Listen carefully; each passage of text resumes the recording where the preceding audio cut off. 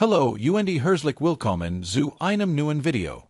Heute tauchen wir tief in Phänomen das wahrscheinlich fast jeder von uns schon einmal beobachtet hat, bei sich selbst oder bei anderen. Menschen, die sich ständig entschuldigen. Entschuldigung, dass ich dich anruf. Entschuldigung, dass ich frage. Entschuldigung, darf ich mal vorbei? Sorry, dass ich existiere, klingt übertrieben? Ist es aber nicht. Viele Menschen benutzen das Wort Entschuldigung oder sorry so inflationär, dass es fast zur Füllphrase geworden ist, auch dann, wenn sie objektiv absolut nichts falsch gemacht haben. Warum tun sie das? Was steckt psychologisch hinter diesem Verhalten? Ist es einfach nur Höflichkeit, oder steckt da viel mehr dahinter? Spoiler, ja, da steckt sehr viel mehr dahinter. Genau das schauen wir uns heute in aller Ausführlichkeiten. Teil 1.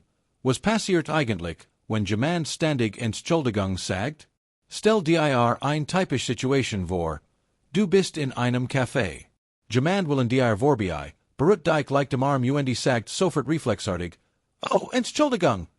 Dabei hast du überhaupt nicht gestört. Es war ein normaler Mensch zu macht Kontakt in einem vollen Raum. Oder im Job, ein Kollegen schreit in den Chat, Entschuldigung, dass ich störe, aber hast du Zeit? Obwohl sie dich einfach nur fragt, weil das Job ist. Dieses Verhalten nennt man im Englischen over-apologizing, über Messages entschuldigen. Es ist weit verbreitet. Studien zeigen, dass besonders Frauen, aber auch viel Männer mit bestimmten Persönlichkeitsstrukturen, dieses Muster zeigen. Aber warum? Das ständig entschuldigen hat mehrere Funktionen.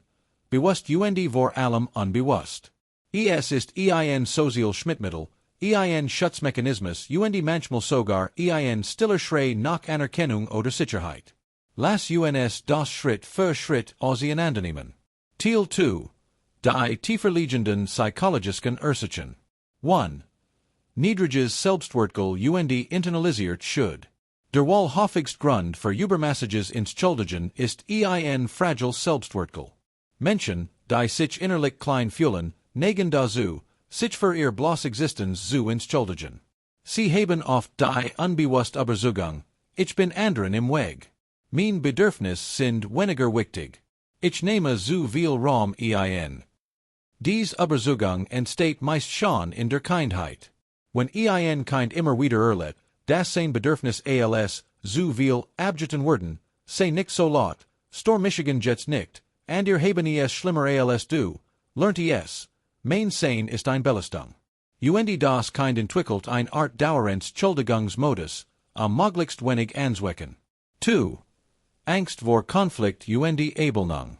Viele Overapologizer sind extrem Konfliktvermeider. Sie haben ein übersteigert Angst davor, dass andere sie nicht mögen konnten. Das Entschuldigung wird dann zu einer Art präventiver Selbstverteidigung. Wenn ich Michigan schon im Voraus entschuldige, kann mir niemand böse sein. Es ist wie ein Schutzschild, falls du jetzt sauer wirst, ich hab's John nicht böse gemeint, ich entschuldige Michigan schon mal. Das interessant, diese Menschen haben oft gar keinen realen Grund zur Angst. Die meisten Menschen sind gar nicht sauer, wenn jemand einfach nur fragt oder Platz braucht. Aber die Angst sitzt tief und ist irrational. 3. Perfektionismus und die Angst, etwas falsch zu machen.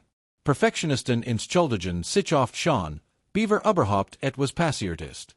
Sie leben in einem ständigen Zustand der Erwartung, dass sie gleich einen Fehler machen konnten. Entschuldigung wird dann zur magischen Formel, die potenziell Kritik abwehren soll. Ein Beispiel, ein Studenten meldet sich im Seminar und sagt vorher, Entschuldigung, vielleicht ist das ein dumm Frage. Objektiv ist es kein dumm Frage. Aber sie erwartet quasi schon die Demütigung und entschuldigt sich präventiv. 4. Erlerntes Verhalten durch Sozialisation, vor allem bei Frauen. Hier kommen wir zu einem Punkt, der oft kontrovers diskutiert wird, Geschlechterrollen. Studien zeigen eindeutig, dass Frauen sich deutlich häufiger entschuldigen als Männer, auch in Situationen, in denen gar kein Fehlverhalten vorliegt. Der Grund: wir werden von klein auf anders sozialisiert. Mädchen lernen, sei nett, sei angepasst, nimm dich zurück, entschuldig dich, wenn du jemandem zu nahe kommst, auch emotional. Jungs werden dagegen eher ermutigt, Raum einzunehmen, laut zu sein, ihr Meinung zu sagen. Das Ergebnis. Viele Frauen haben das Wort sorry so tief internalisiert, dass es fast wie ein Tick funktioniert. 5. People-pleasing und die Angst, Grenzen zu setzen. Chronisch Entschuldiger sind oft auch chronisch People-pleaser. Sie wollen es allen recht machen, kost es, was es will. Und die Entschuldigung ist eine der einfachsten Möglichkeiten, Konflikt zu vermeiden und gemacht zu werden. Das Problem, auf Dauer sollen sie einen hohen Preis. Sie verschwinden selbst immer mehr. Teil 3. Was das ständig Entschuldigen mit der eigenen Wahrnehmung macht. Jetzt wird es spannend. Übermäßiges Entschuldigen verandert nicht nur, wie andere uns sehen, es verandert vor allem, wie wir uns selbst sehen. Jeds sorry, das wir sagen, obwohl wir nichts falsch gemacht haben, ist ein klein Bestätigung der inneren Stimme, die sagt, du bist nicht okay, so wie du bist. Es ist, als werden wir uns selbst ständig kleinreden. Mit der Zeit wird die Stimme immer lauter. Das Selbstwertgefühl sinkt weiter. Man fühlt sich immer unsicherer, immer schuldiger, ein Teufelskreis. Und gleichzeitig passiert etwas mit der Außenwirkung. Menschen, die sich ständig entschuldigen, werden oft nicht ernster genommen. Sie signalisieren unbewusst, ich bin nicht wichtig. Mein Bedürfnis sollen nicht. Und genau so werden sie dann auch behandelt. Chefs geben ihnen mehr aufgeben, Freund nehmen weniger Rücksicht, Partner überschreiten Grenzen, weil die Person ja selbst sagt, ist schon okay, sorry, dass ich überhaupt etwas wollt. Teil 4. Die versteckt Botschaft hinter dem, sorry. Wenn jemand sich ständig entschuldigt, obwohl nichts passiert ist, sagt eigentlich etwas ganz anderes. Zwischen den Zeilen steht. Ich habe Angst, dass du Michigan nicht magst. Ich trau Michigan nicht, einfach Raum einzunehmen. Ich glaub, dass mein bloß Existenz schon eine Störung ist. Bitte sei nicht böse mit mir. Das sorry ist also gar kein echt Entschuldigung. Es ist ein Hilferuf. Ein Versuch, Verbindung herzustellen, verletzlich zu sein. Ein Versuch, Kontrolle zu behalten, indem man sich klein macht. Teil 5. Wie erkennt man, dass man selbst zu den Overapologizern gehört? Hier ein paar klar Anzeichen. Du sagst Entschuldigung, wenn dich jemand anderes anrempelt, du entschuldigst dich, wenn du ein Frage stellst, du schreibst sorry, dass ich erst jetzt antwort, obwohl du innerhalb von ein paar Stunden geantwortet hast, du sagst Entschuldigung, wenn du weinst, lachst oder Emotionen siegst, du benutzt sorry, als Einleitung für fast jeden Satz, wenn du unsicher bist. Wenn du dich in mehreren Punkten wiedererkennst, willkommen im Club. Du bist nicht alien. Teil 6. Wie kommt man aus diesem Muster wieder heraus? Das gut ist, man kann das ändern. Es ist Arbeit, aber es ist möglich. Hier sind die wichtigsten Schritt. Schritt 1. Bewusstwerdung. Der erste Schritt ist immer, es überhaupt zu bemerken. Für ein Woche lang ein sorry Tagebutch. Jedes Mal, wenn du Entschuldigung sagst oder schreibst, notierst du, warum habe ich das gesagt? War wirklich ein Fehler von mir? Meist wirst du feststellen, nein, war nicht. Schritt 2. Das sorry ersetzen. Trainier alternative Formulierungen. Statt Entschuldigung, dass ich stor hast du Zeit? Statt sorry, dass ich frage, ich habe ein Frage. Statt Entschuldigung, darf ich vorbei? Darf ich mal kurz? Statt sorry für die Spätantwort, denke für die Nachricht. Am Anfang fühlt sich das unfassbar unhofflichen. Das ist normal. Dein Gehirn ist jahrelang trainiert wordens, das sorry gleich unhofflich ist. Das ist es aber nicht. Schritt 3. Die in ihr Überzeugung ändern. Das ist der schwierigste, aber wichtigste Teil. Du musst lernen, dass dein Sein kein Grund zur Entschuldigung ist.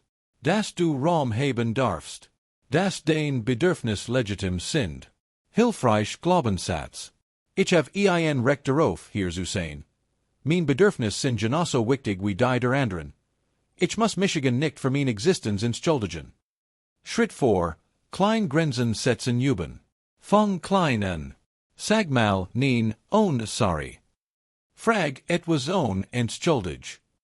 Nimm dir den Platz, der dir zustet, im Bus, im Gespräch, im Leben. Und beobacht, die Welt geht nicht unter. Die meisten Menschen reagieren sogar positiver, weil du klare und selbstbewusster wirkst. Schritt 5. Therapie oder Coaching, bei tiefen Mustern. Wenn das Muster sehr stark ist und mit Kindheitstrauma, Missbrauch oder starkem Perfektionismus zusammenhängt, kann eine Therapie Wunder wirken. Besonders schematherapeutische Ansätze oder Traumatherapie helfen, die alten Überzeugungen aufzulösen. Teil 7. Was gewinnt man, wenn man aufhört, sich ständig zu entschuldigen? Die Veränderung ist enorm. Du nimmst plötzlich wahr, wie viel Raum du eigentlich hast. Menschen nehmen dich ernster, du fühlst dich leichter, freier, echter. Den Beziehungen werden klarer, weil du aufhörst, dich klein zu machen, du entwickelst ein gesundes Selbstwertgefühl, das nicht mehr von der Angst abhängt, und dir zu verargern. Und das allerskönst, du hörst auf, dich für dein bloßes Dasein zu entschuldigen. Du fängst an, einfach zu sein. Oh, sorry, Daver. Schluss, du bist nicht falsch. Du bist ständig. Wenn du zu den Menschen gehorst, die sich ständig entschuldigen, ich sehe dich. Und ich möchte dir ein sagen, du musst dich nicht entschuldigen. Nicht für den Fragen. Nicht für den Bedürfnis. Nicht für den Gefühle. Und schon gar nicht dafür, dass du existierst. Die Welt braucht dich genauso, wie du bist, mit all deinen Ecken und Kanten. Und sie braucht dich vor allem das ständig, sorry, Daver. Fang huten, nur ein einziges Überflüssiges, Entschuldigung wegzulassen. Und spür, wie sich etwas in dir verändert. Du bist ständig.